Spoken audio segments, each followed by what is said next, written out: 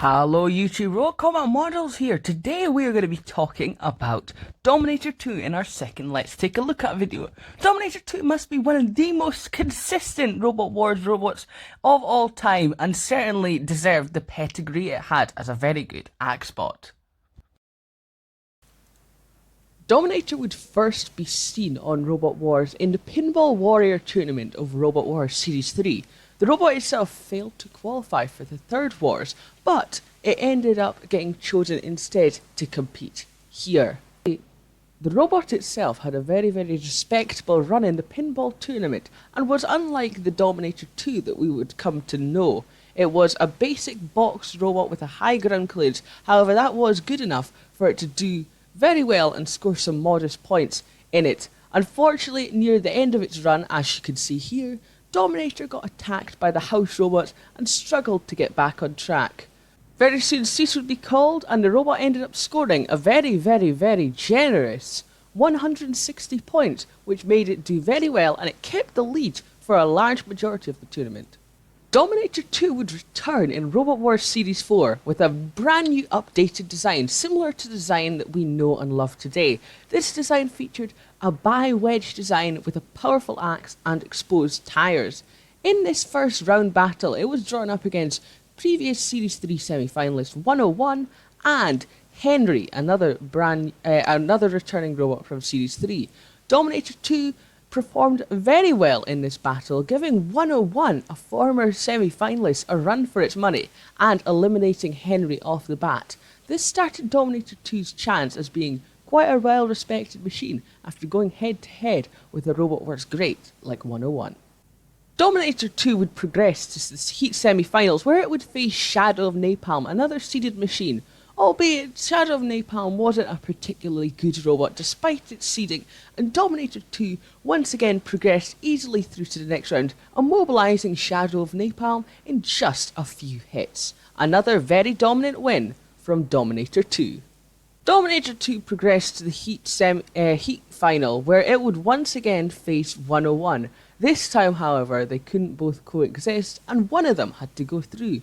In the end, it was Dominator 2 who had the much more damaging weapon and in the end used this hole here to control 101 and push it into lots of hazards. Despite 101's powerful drive, its high ground clearance rendered it struggling against the wedge design of Dominator 2 and in the end it expelled their demise. Dominator 2 progressed to the semi-finals in its first debut full combat series. Dominator 2's first semi-final fight was a very tough draw against former grand finalists Firestorm. Here they utilised their axe to self-right the first time they would do so and showed that they were very much a contender here as they got lots of axe hits on Firestorm and ended up beating the former grand finalists. This, I think, was the turning point for Dominator 2 as people stopped rating it as just a lucky robot and started saying, oh, this robot might actually have potential and it could be very good.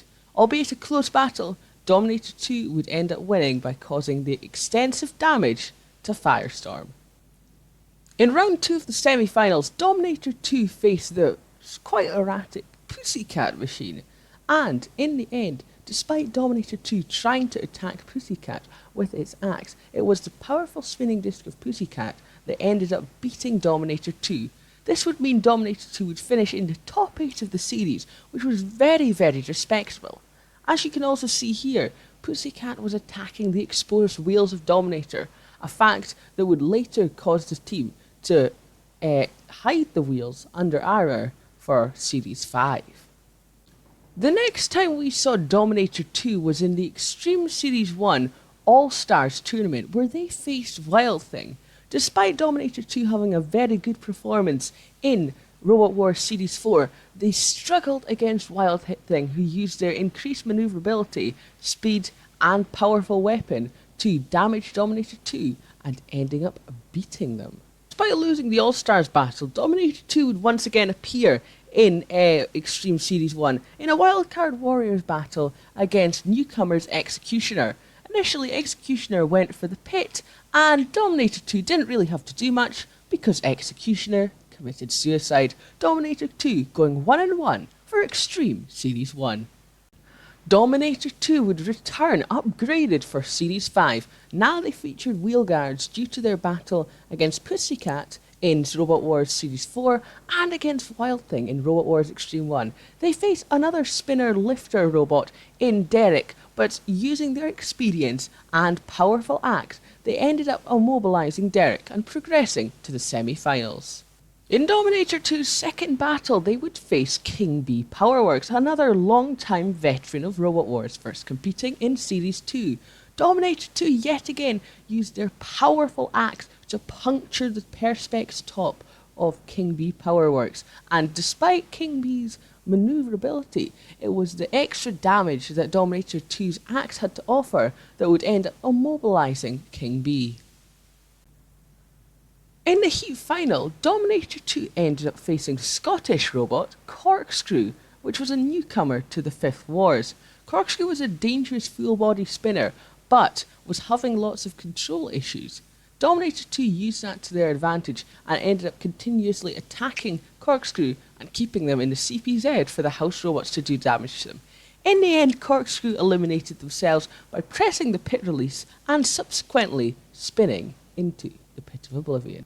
Dominator 2 once more found themselves in the semi-finals of that series, where they would face terribly powerful flipper Wheelie Big Cheese, which was essentially one massive flipper. Dominator 2, oh my goodness, that was a good flip. Dominator 2 got flung by Wheelie Big Cheese a lot of times, and then in the end suffered drive problems on one side. However, on a very, very close battle, Dominator 2 ended up getting the win, as Wheelie Big Cheese also stopped working. Dominator 2 was once again in the place where they fell last series.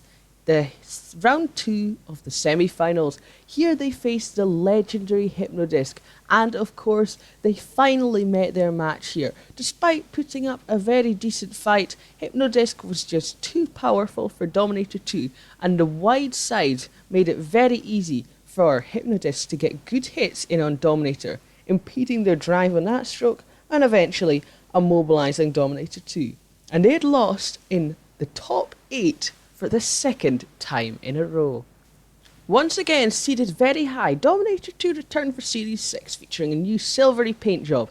In their first round battle, they faced Something, as well as Hydra and Accident 2. This was a very, very good battle.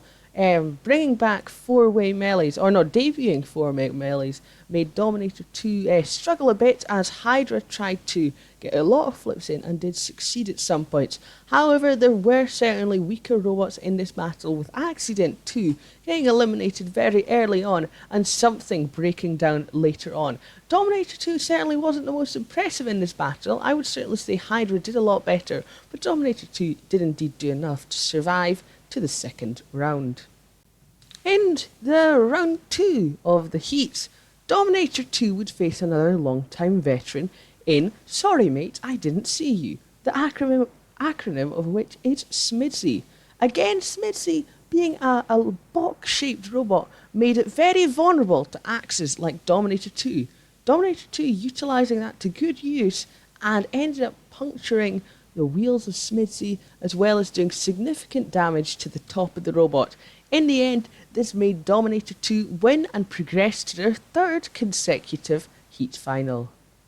In the heat final, Dominator 2 would once again meet Hydra, a robot which I think they struggled against in their first round battle. Again, Hydra used their excellent driving skills to good use, getting around the side of Dominator and flipping it. Dominator 2 being a very long robot means it does have a very slow turning circle, which leaves it vulnerable to well-driven flippers such as Hydra. However, in the end, Dominator 2's experience ended up giving it the win, and in a close battle, it ended up progressing to the semi-finals of that heat. Dominator 2 just surviving this one. In the first round of the semi-finals, Dominator 2 faced a very tough draw in last series' runner-up Bigger Brother. However, Dominator 2 were not phased whatsoever, and despite being flipped by the powerful flipper of Bigger Brother, they ended up hitting very, very major axe hits, which started to make Bigger Brother struggle. In the end, Dominator 2 would win on a judge's decision here after good control and damage sustained to bigger brother. Dominator 2 once again progressed to round 2 of the semi-finals, the top 8 again, and they finally met their match in Tornado, which would eventually become this series' eventual champion. And there's the argument. Dominator 2 is potentially the most consistent robot in Robot Wars history, always making round 2 of the semi-final in all of their appearances. Dominator 2 unfortunately was just too slow and too cumbersome to manage to damage Tornado. Tornado were very well armoured on the top and had such nimble, agile driving skills that Dominator 2 really couldn't do much to combat them. Unfortunately, they would lose here and fall into the pit. This would not be the last time we saw Dominator 2 though. They would once again make an appearance in the second series of Robot Wars Extreme, where they competed in the All-Stars tournament. In their first round battle, they faced Blooper Spoof again, Hypnodisc, which they had previously fallen to in Series 5, and themselves. But yes, Dominator 2 used their skill here and ended up progressing through to the next round here, even getting a bit of revenge on Hypnodisc for their previous beatings towards them. Dominator 2 progressed to the second round of the All-Stars competition, where they would face 13 Black, a powerful new double spinner which debuted in Series 5. However, this would unfortunately be Dominator 2's final fight on Robot Wars. They would lose to 13 Black after sustaining lots and lots of damage from the two spinners. Dominator 2 was intended to return for the 7th Wars, and I believe they got a very good 5th seed, or were meant to. However, the team ended up withdrawing before the 7th Wars, and subsequently they did not compete ever again on Robot Wars due to the fact that the show was cancelled after that. However, we would see Dominator return to the live circuit later on as Dominator 3. Let's get to that. Dominator 3 would debut as a much more sleek design of the former Dominator 2. However, despite being an upgrade of the machine, it did not see anywhere near as much success as the other machine did. Dominator 2 is seen here in 2005, Dominator 2, that's Dominator 3, in 2005 here, being subsequently pinned and stuck on the arena wall, courtesy of Big Nipper. Unfortunately, Dominator 3 would retire later on after this, due to struggling in the live circuit now, which was very much flipper heavy, and we would never see Dominator 3 ever again. But to summarise, what did I think about Dominator? It was an absolutely fantastic robot. It was so refreshing to see good axe spots on the series, and Dominator 2 was definitely one of the best that the show had to offer. It is a shame how it struggled in the live circuits after Robot Wars was cancelled, but again, I believe it will always be remembered as that robot that lost in the round 2 of the semi-finals every single time. Thank you very much for watching. Hopefully you did enjoy, and I will see you all next time, tomorrow. Bye bye.